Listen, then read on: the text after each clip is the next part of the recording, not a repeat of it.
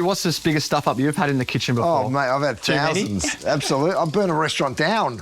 Really? Today we have the legendary Christian Petracca in the kitchen. Now, we all know that he's an AFL god. He's a grand final winning champion on the footy field, but it's also no secret that he's a bit of a champ when he comes into the kitchen. It is...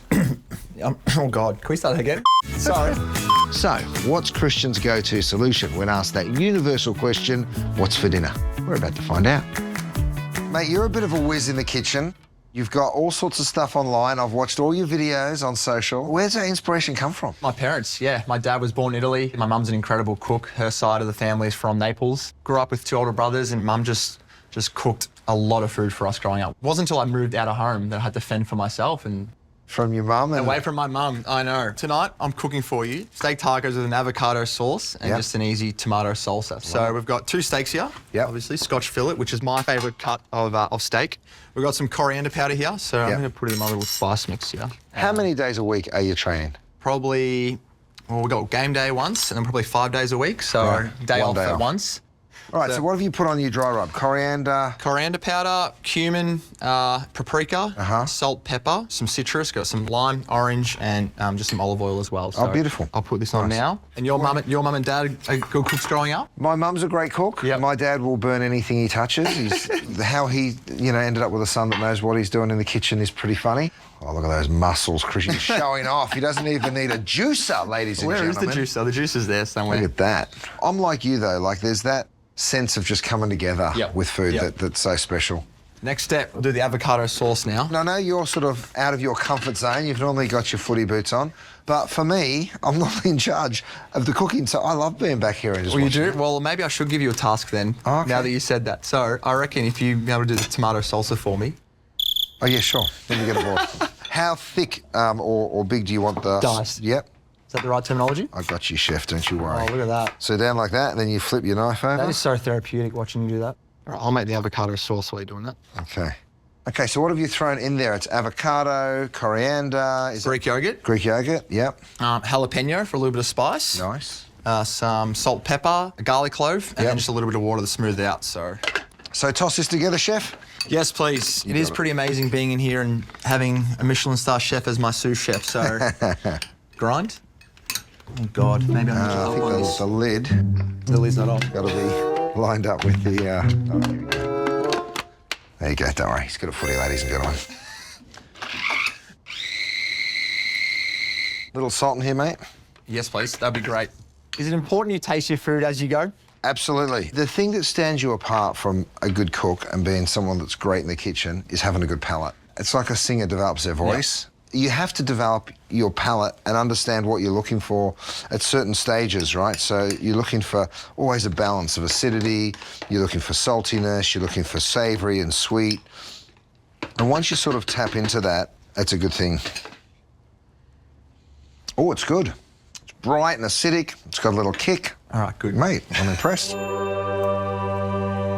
So what did you put in there? Was that a pickled jalapeno? Pickled jalapeno. Nice. So, mate, when I look at most footballers' social media, it's all about footy, it's all about sports.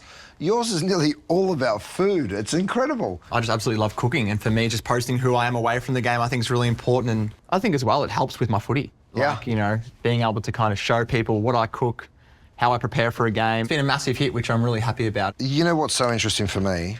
I played Aussie rules. You might have heard of me. I was the strong centre-half forward that played for East Keeler, that was strong overhead and break-up packs.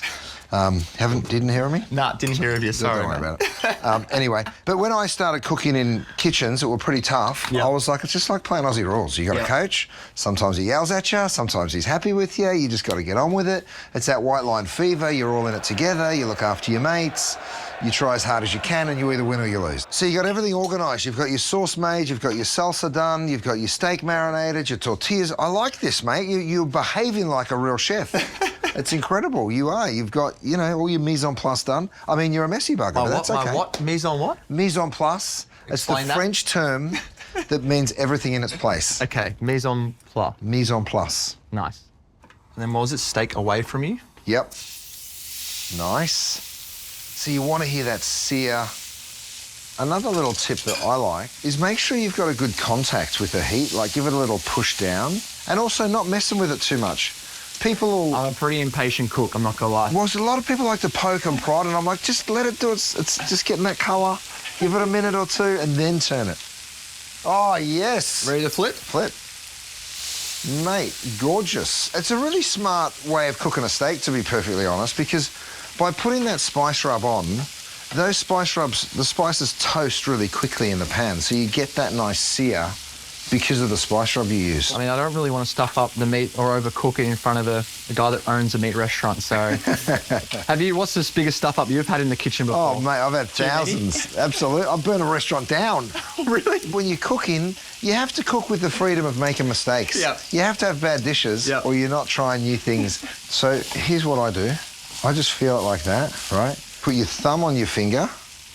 That's well done. Now yep, move it to the next finger. And feel this piece of your hand.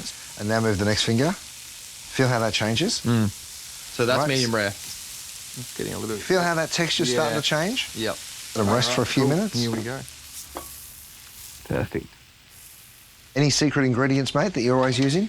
I mean, it's not a secret, being an Italian. It's just salt, garlic, olive oil, chili.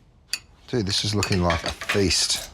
How long should we rest the steaks for? The rule of thumb is you rest them for at least half the amount of time it took to cook them. And then when cutting it, I always hear this term, against the grain. Right. Can you please explain it to me, what against the grain means? So the grain runs straight down through the meat. So to cut across the grain, you want to cut it straight across. A lot of people will cut it on a bias, but you shouldn't. You should just cut it straight across, and that'll give you the most tender eating. Is this the right way of... Perfect. Before you do anything else, I just want to show everyone that you have cooked this steak to absolute perfection. And I didn't pick this up just so I could have a bite, but now it's in my hands. I'm happy with myself, I'm not gonna lie. I was nervous. Were you? A little bit. Dude, I played yesterday, and I reckon I'm more nervous today than I was yesterday. How does this compare to playing footy? It's different. I've been in a grand final before, and I've won one, but I like that. I like the fact that I'm kind of get out of my comfort zone and challenge myself a little bit in front of yourself. And we haven't tasted it yet together, so we'll see how we go. Mate, I think all the elements taste wonderful. So watching how they come together, I'm super excited to check it out. Oh, it feels nice. That feels good. That is a great feeling. All right, let's do this. How many do you want? 2? For sure. Dude, you're blowing my mind. I'm not going to lie. I thought, okay, he's great on the footy field. I've seen his YouTube videos, but is he going to be able to cut the mustard? Well, I mean, I haven't done a beef Wellington. All I've done is steak taco. So. Do you reckon 2 pieces, or do you reckon 1 more? What do you reckon? I mean, you could put 1 more on mine if you wanted to. A little bit of salsa. Just a little bit of a garnish. Nice. All right, we are all good to eat. Here goes, mate. Bon appetit. Cheers. I'm going to wait for you first.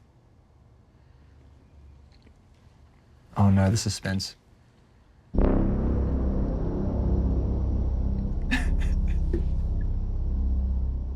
Well,